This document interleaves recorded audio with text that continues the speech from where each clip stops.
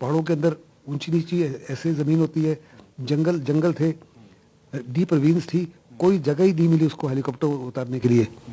ऐसे में वो एक पेड़ से टकराया और क्रैश हुआ। दूसरा कारण हो सकता है कि उसी समय कोई तकनीकी डिफेक्ट भी आ गया हो।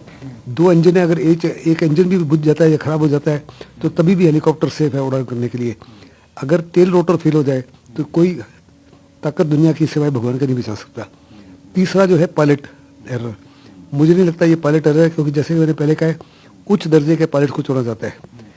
ये देश के लिए बहुत ही ज़बरदस्त झटका है।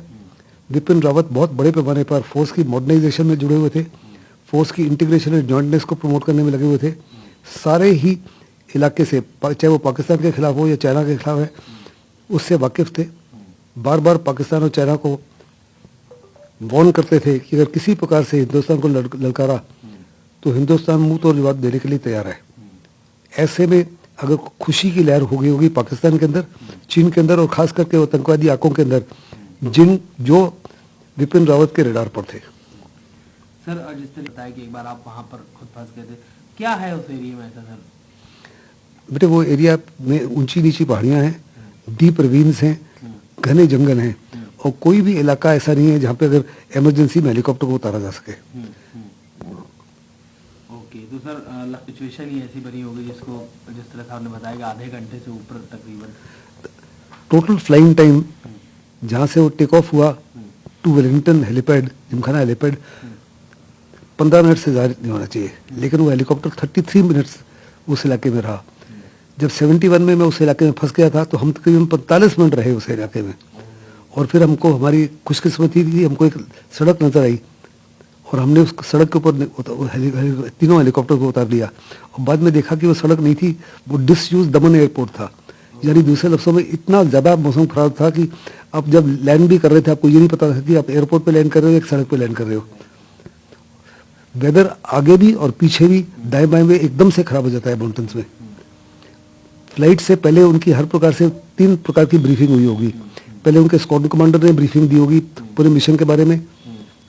दूसरा, उनकी वेदर मेट ब्रीफिंग होती है। मेट ब्रीफिंग में मौसम कैसा है सलूर के ऊपर जहाँ से टेक ऑफ होना है, जिमखाना में कैसा मौसम है जहाँ पे लैंड करना है वेलिंगटन जिमखाना, और तीसरा एन रूट मौसम कैसा है।